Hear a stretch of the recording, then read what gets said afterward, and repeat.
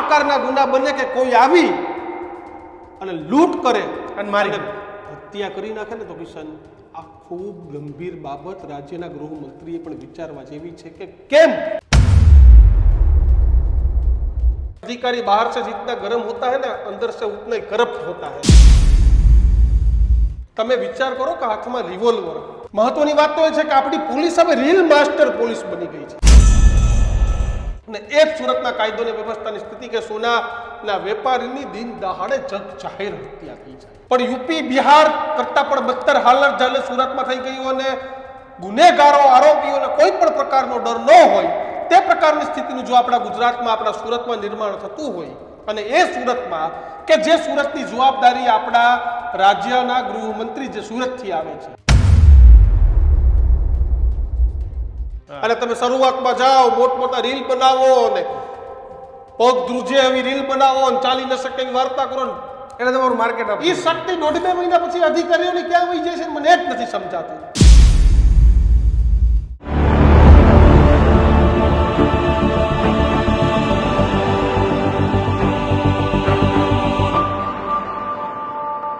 નમસ્કાર, વિશેષ રજૂઆત ગર્જનાત સાથે આપનું સ્વાગત છે। સુરક્ષિત ગુજરાતના દાવાઓ, સુરક્ષાની પાછળ કરોડો રૂપિયાનું પોલીસને બજેટ, ગુંડા તત્વો, અસામાજિક તત્વો, લુખ્ખાઓ, ચોર, આવી બધી અસામાજિક પ્રવૃત્તિ કરતા લોકો પર વારંવાર લાલ આંખ કરવાની ગુજરાત સરકારની જાહેરાતો, પણ આજે પણ દુઃખ સાથે કહેવું પડે છે કે દિન દહાડે ગુજરાતમાં લૂંટના ઈરાદે કોઈ વેપારીને એના જીવથી મારી નાખવામાં આવે છે અને આ ઘટના એ કોઈ ગુજરાતના છેવાડાના વિસ્તારની નથી, પરંતુ આ ઘટના એ ડાયમંડ સિટી સુરતની છે કે જ્યાંથી ગૃહ રાજ્યમંત્રી હર્ષ સંઘવી આવે છે, જ્યાંથી ભારતીય જનતા પાર્ટીના પ્રદેશ પ્રમુખ સી.આર. પાટીલ આવે છે। દીક્ષિત, મહત્વની વાત તો એ છે કે આપણી પોલીસ હવે રીલ માસ્ટર પોલીસ બની ગઈ છે। તમારે જ્યારે કોઈ ઘટના બને એટલે બિફોર આફ્ટરના વિડીયો બનાવી દે ને પોતે જાણે બહુ બહાદુરીના કામ કરી દીધા હોય એ રીતે રીલ બનાવી જ જોઈએ, પણ તમારી કાયદાનો ડર એટલો પણ પોલીસનો હોવો જોઈએ, પોલીસનો ડર એટલો પણ ગુનેગારોનો હોવો જોઈએ કે કોઈ પણ ગુનાખોરીની પ્રવૃત્તિ કરતા પહેલા 100 વાર વિચાર આવે।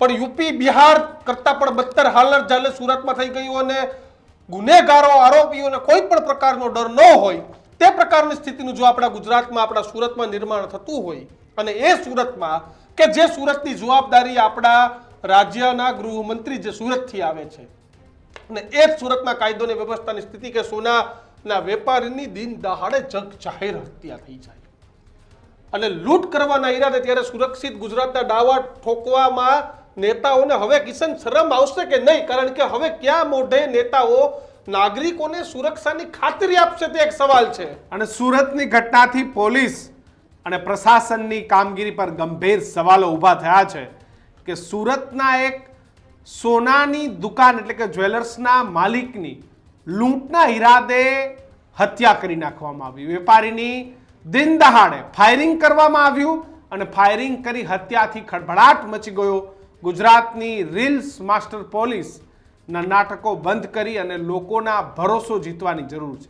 પોલીસની ઢીલી કામગીરી અપરાધીઓને ગુનો આચરવાની બિલકુલ હિંમત આપી રહી છે। દીક્ષિત, અપરાધીઓને એક જ છે કે આપણે હવે છૂટી જઈશું। શ્રીનાથ જ્વેલર્સની આ ઘટના છે કે જ્યાં લૂંટારાઓએ લૂંટ ચલાવી અને વેપારીની નિર્મમ જાહેર હત્યા કરી દેવામાં આવી। કારણ કે જે પ્રમાણેના સીસીટીવી ફૂટેજ તમે જોઈ રહ્યા છો તે સુરતના સચિન વિસ્તારમાં લૂંટ વિથ મર્ડર સાથેના દ્રશ્યો અને તેની ઘટના છે કે તમે વિચાર કરો કે ખાલી લૂંટ નહીં પણ લૂંટની સાથે સાથે જ્યારે ગુનેગારોને ગુનો કરવાનો પરવાનો મળી ગયો હોય અને તમે વિચાર કરો કે હાથમાં રિવોલ્વર, એક સરફરોશ કરીને પિક્ચર હતું કે જેમાં કહેવામાં આવ્યું છે કે એસે કિતને લોગે જો AK-47 લેકે ઘૂમતે હે, પણ આવા તો કેટલા રિવોલ્વર લઈને સુરત અને ગુજરાતના અમદાવાદમાં ફરે છે। કારણ કે મારે તો વધારે તો શું કહેવું પણ સુરતના જે પૂર્વ મંત્રી, ચાલુ મંત્રી, કદાચ પૂર્વ થઈ જાય તો આ ઘટના પછી નવાય નહીં, પણ સુરતના એક ચાલુ મંત્રીના પુત્ર પણ આ પ્રકારની નાગાલેન્ડના લાયસન્સ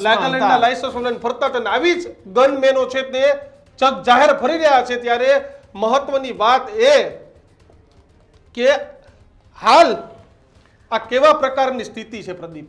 આપણે એવું માનીને બેઠા હોય છે કે આપણે પોલીસ છે, સીસીટીવી કેમેરા છે આપણું કોઈ કંઈક કરી નહીં શકે, પણ આ પરિસ્થિતિ છે અને અમારા સવાલો છે કે શું સુરતની અંદર ગુંડાઓને કોઈનો ડર નથી? સુરતમાં વેપારીઓ અને જનતા સુરક્ષિત નથી? સુરતમાં વારંવાર કેમ યુપી અને બિહાર જેવા જે દ્રશ્યો છે એનું નિર્માણ થાય છે? વારંવાર કેમ કાયદો અને વ્યવસ્થા છે એના લીરે લીરા આ લોકો ઉડાડી દે છે? શું પોલીસ તંત્ર અને ગુનેગારોને કોઈનો ડર જ નથી? કેમ હત્યા, લૂંટ, દુષ્કર્મના કિસ્સાઓ વધી રહ્યા છે ને આપણે ચર્ચાઓ કરવી પડે? બેફામ અપરાધીઓને કાયદાનો પાઠ ક્યારે ભણાવાશે? આવું જ થતું રહેશે તો રીલ માસ્ટર પોલીસનો ભરોસો કોણ કરશે? અને આવી હત્યાઓથી જ્યારે પોલીસ સામે સવાલો ઊભા થાય છે ત્યારે પોલીસ એ થોડા દિવસ લુખ્ખાઓની, અસામાજિક તત્વોની થોડા દિવસ ડ્રાઈવ ચલાવે છે, કોઈને કુકડા બનાવે છે, કોઈને મરઘા બનાવે છે, કોઈ એ ટાંટિયા આમથી આમ કરતું ચાલે છે, પણ એમાંથી પણ જનતાને કેમ એની સુરક્ષાનો વિશ્વાસ? એનું કારણ કિશન ખબર છે? કારણ કે એને ખબર છે કે આખરે અમે થોડા સમયે ક્યાંક પોલીસ અથવા તો કાયદાની બારીઓનો, છટક બારીઓનો ઉપયોગ એ પણ નથી, એ તો છે જ. એનાથી વિશેષ જે હપ્તાખોરીનું શાસન આવી ગયું છે ને, એ અદ્ભુત કે હું તમને લખીને દઉં કે સુરતમાં 10 ઠેકાણે છે ને, આજે તમે સુરતના ગોલવાડ જેવા વિસ્તારમાં વયો જાવ, દારૂ ન બંને તો મને કહેજો, મારે પત્રકારત્વ છોડી દેવું છે. બધું મળે છે આજે, બિલકુલ ખુલ્લેઆમ દારૂ તમારે ત્યાં મળે છે, ખુલ્લેઆમ જુગારના વેપલાઓ થાય છે, બાકી તો કેટલાય સ્પાની આવી ઘટનાઓમાં થાય શું છે એ પણ આપણને ખબર છે. શું થાય છે? સમયસર ચાર્જશીટો નથી થતી. જે પુખ્તા સબૂત પોલીસે મૂકવા હોય ગુનેગારો કે આવા હત્યારાઓ, આવા લૂંટારાઓ, આવા ચીટરો અને ભૂમાફિયાઓ એ જલ્દીથી જેલની બહાર ન આવે, એના માટે પોલીસે એનો કેસ મજબૂત બનાવવાનો હોય છે. દીક્ષિત, કેસ થઈ જાય છે કારણ કે કરવો પડે છે, મીડિયામાં આવે છે, લોકો એની જાહેર ચર્ચા કરે છે, બધું જ કરે છે. કેસ કે રાજકોટમાં ક્યાં કેસ થયો?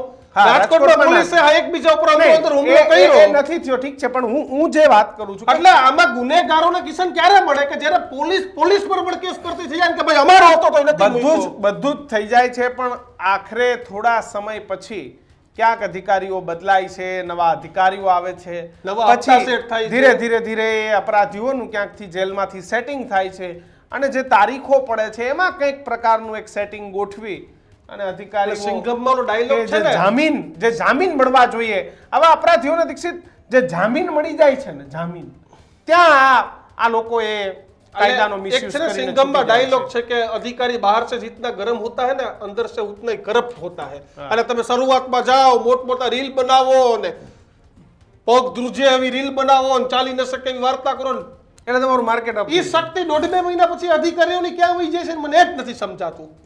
આખી ઘટના બની ને ત્યારે એક સાહેબ ત્યાં પહોંચ્યા, મીડિયા ઇન્ટરવ્યુ લીધા, શું જવાબ આપ્યો ને એ પણ તમે એકવાર સાંભળો. આજે સચિન પોલીસ સ્ટેશન વિસ્તારમાં સ્ટેશન બજારમાં એક શ્રીનાથજી જ્વેલર્સ કરી અને શોરૂમ આવેલો છે. એમાં રાત્રિના 8:30 થી 9:45 વાગ્યાના અરસામાં એક 4 આરોપીઓ ફાયરઆર્મ સાથે લૂંટ કરવાના ઈરાદે આ જ્વેલરીના શોરૂમમાં આવેલા હતા અને એમને ત્યાંથી લૂંટ કરેલી હતી. અને ત્યાંથી જે જ્વેલરી શોરૂમમાં હાજર આશીષભાઈ મહેશભાઈ રાજપરા જે હાજર હતા એમને પ્રતિકાર કર્યો. તો એમને પ્રતિકાર કર્યો તો આરોપીઓ પૈકીના એક આરોપીએ જે વિક્ટીમ જે છે આશીષભાઈ મહેશભાઈ રાજપરા એમના ઉપર 2 રાઉન્ડ ફાયર કર્યા. 2 રાઉન્ડ ફાયર જે થયા તો એમાં વિક્ટીમ જે છે આશીષભાઈ એમના છાતીના ભાગે બંને 2 બુલેટ લાગી. તો એમને પ્રાથમિક સારવાર અર્થે અહીંયા સચિન લોકલ હોસ્પિટલમાં અને ત્યાંથી વધુ સારવાર અર્થે એપોલો હોસ્પિટલમાં રિફર કરવામાં આવેલા, ત્યાં એમને ડેથ જાહેર કરેલા છે. એના સિવાય આ ફાયરિંગમાં બીજા એક વ્યક્તિનું પણ ઇન્જર્ડ થયેલા છે, એમને એપોલો હોસ્પિટલમાં એમને સારવાર અર્થે રિફર કરવામાં આવેલા છે. એમનું નામ અત્યારે જાણવાનો પ્રયત્ન ચાલુ છે. આ જે 4 આરોપીઓ ફાયરઆર્મ સાથે લૂંટ કરવાના ઈરાદે આવેલા હતા એમાંથી એક આરોપી જે છે એ પબ્લિકે એમને ઝડપી પાડ્યો હતો અને પબ્લિકે એને માર પણ મારેલો હતો. એમાં એનો હેડ ઇન્જરી થયેલી હતી, માથાના ભાગે ખૂબ બ્લીડિંગ થયેલું હતું. તો એને યોગ્ય પોલીસ જાપ્તા હેઠળ સારવાર અર્થે નવી સિવિલ હોસ્પિટલમાં મોકલી આપવામાં આવેલી છે. આ જે ગુનાવાળી જગ્યાએ જે 3 રાઉન્ડ ફાયર પ્રાથમિક વિગતો અનુસંધાને જે વિગતો જે મળી છે એ અનુસંધાને 3 રાઉન્ડ ફાયર થયેલા એવી હકીકત મળી આવેલી છે. અને આ બાબતે 3 ખાલી કેસીસ પણ ગુનાવાળી જગ્યાએ મળી આવેલા છે. હાલમાં એક આરોપી પકડાઈ ગયેલો છે, એ સારવાર હેઠળ છે સિવિલ હોસ્પિટલમાં, અને અન્ય 3 આરોપીઓ ફરાર થઈ ગયેલા છે. સુરત શહેર પોલીસની સ્થાનિક પોલીસની ઉપરાંત ક્રાઇમ બ્રાન્ચની ટીમ અને અલગ અલગ બીજી ટીમો પણ કાર્યરત થયેલી છે આ 3 આરોપીઓની ઝડપી પાડવા માટે. તો આજની તો આ ઘટના પછી સુરતમાં તમે જો તો વેપારીઓએ દુકાનો ન ખોલી, વિરોધ નોંધાવ્યો, સુરક્ષા કોણ આપશે તેવો સવાલ સુરતના આ સચિન વિસ્તારમાં આવેલા અને ખાસ આસપાસના વિસ્તારમાં જવેલર્સના માલિકોમાં પણ ફફડાટ ફેલાઈ ગયો. કારણ કે તમે વિચાર કરો કે સુરત એ સુરતની કર્ણભૂમિ કહેવામાં આવે છે, અને સુરતની એ કર્ણભૂમિમાં જો આ પ્રમાણેની સ્થિતિનું નિર્માણ થાય, કારણ કે રોજ કિશન 5-25 નહીં 200-500 કરોડના વ્યવહારો થાય છે. ડાયમંડ નગરી સુરત કહેવામાં આવે છે. કીધું એ કે કાયદાઓનો મિસયુઝ કરવાનો, પોલીસ પછી ધીમે ધીમે એ કેસમાંથી રસ ઓછો દાખવે, કોર્ટમાં એની મુદ્દતો ચાલતી હોય. જો કાયદો એ હંમેશા આધાર અને પુરાવા ઉપર કોર્ટ એનું કામ કરતી હોય છે ને એમાં કોર્ટ કોઈને છોડતી નથી. પણ તમારે તો તમારી કામગીરી કોર્ટ સમક્ષ બતાવવી પડે કે ના સાહેબ આને ના છોડવો જોઈએ, આની પાસે ના આધાર પુરાવા છે. એટલે ધીમે ધીમે દીક્ષિત તપાસો નબળી થાય છે. જો તપાસ ફરિયાદ થાય છે, હું ના નથી પાડતો ફરિયાદ નથી થતી, ફરિયાદો થાય છે, એ પછી જે તપાસોનો સ્ટેજ આવે ને પછી ધીમે ધીમે તપાસને 1-2 વર્ષ થાય દીક્ષિત. એટલે ધીમે ધીમે તપાસોમાં ઢીલાશ આવે. એમાં પોલીસનો પણ ક્યારેક વાંક નથી હોતો, કારણ કે દિન પ્રતિદિન ગુનાઓ બનતા જાય છે. એટલા નવી તપાસો. તમે વિચાર કરો સુરત જેવા વિસ્તારમાં આ પ્રકારના ગુના બને કે કોઈ આવી અને લૂંટ કરે અને મારી હત્યા કરી નાખે ને, તો કિશન આ ખૂબ ગંભીર બાબત રાજ્યના ગૃહમંત્રીએ પણ વિચારવા જેવી છે કે કેમ. એટલે આનો મતલબ કે મારવાવાળા મારીને જતા રહ્યા, જેલમાં જતા રહેશે, પણ કોઈએ પોતાનો બાપ ગુમાવી દીધો, કોઈએ પોતાના પરિવારનો મોભી ગુમાવી દીધો કે જેના પર આખું ઘર ચલાવવાનું હતું. અને આવા કેસમાં જો આપણે ઉત્તમ ઉદાહરણ પૂરું ના પાડીએ દીક્ષિત, ખાલી એને જેલ નહીં પણ એક ઉત્તમ ઉદાહરણ કે આને કોઈને લૂંટના ઈરાદે મારી નાખ્યો છે, તો આની સામે એ પ્રકારના પગલાં લેવાય. એના માટે રાજ્ય સરકાર ખુદ એનો દાખલો બેસાડે તો જ. બાકી અને આવું થશે પણ નહીં, કારણ કે આવા સમાચારો આવે છે તો હું બૂમ બરાડા પાડીએ છીએ, લોકોને જાગૃત કરવાનો પ્રયત્ન કરીએ છીએ. પણ અમારો ટાર્ગેટ કોઈ પોલીસ નથી કે પોલીસને કેમ ટાર્ગેટ, પણ ગુજરાતના હાથમાં જગાવવાની વાત છે, પોલીસનો પણ આત્મો જગાવવાની વાત છે. કંઈ વધુ નહીં, તમે લ્યો નાના મોટા હપ્તા, અમને કોઈને વાંધો નથી, પણ કોઈની જીવથી કોઈ માણસ વયો જાય. કોઈ વેપારી સવારે ઘરેથી નીકળ્યો, કોઈ સાંજે દીકરાઓ ઘરે આવીશ એ શબ્દ કહીને ઘરેથી એક બાપ પોતાના દીકરાને પોતાના પત્નીને કહીને નીકળે છે, ને આ રીતે જાહેર આપણે ગુજરાતમાં છે કે કોઈના મોતની કિંમતે માત્ર એક લૂંટ હોઈ શકે ખરી. આજે કેમ કોઈ વેપારી હતો, કાલે કોઈ પોલીસ અધિકારી આવા સામાજિક તત્વો પર પગલા લેશે તો આમની હિંમત શું હશે તમને ખબર છે? અને કોઈ પત્રકાર આવા અસામાજિક તત્વો સામે બોલશે તો એની હિંમત શું હશે તમને ખબર છે? કોઈ વકીલ આવા અસામાજિક તત્વો સામે કોર્ટની અંદર બોલશે તો એ વકીલને શું કિંમત ચૂકવવી પડશે, એનો પણ આપણે સૌએ સહિયારો પ્રયત્ન કરીને આપણે સમજવું જોઈએ કે આવા લોકોને સ્થાન ન હોય. કારણ કે આમાં તો આપણા વેપારીઓ ક્યાંથી ધંધો કરી શકે? 15 દિવસ સુધી હું તમને કહું છું કે વેપારી ઘરેથી નીકળશે ને તો એ જ્યાં આસપાસમાં જેટલી દુકાનો હશે ને, જવેલર્સ હશે ને, એના પરિવારને ફફડાટ રહેશે કે મારો બાપ, મારો દીકરો, મારો ધણી એ ઘરે પાછો આવશે કે નહીં. કારણ કે જો આ પ્રમાણે લુખાઓ સુરતમાં બેફામ ફરતા હશે ને, ના છોડવા જોઈએ કોઈ પણ હોય. અને ખાસ પોલીસે જે લોકો બહારથી કે અન્ય જગ્યાએથી અહીંયા આવીને ધંધો કરે છે અને જેમને એવું લાગે છે કે આ સુરક્ષિત ગુજરાત છે ને અહીંયા ધંધો કરવા આવે છે, એક ભરોસાથી ગુજરાતમાં આવીને પોતાનો કામ વ્યવસાય વેપાર કરતા હોય છે.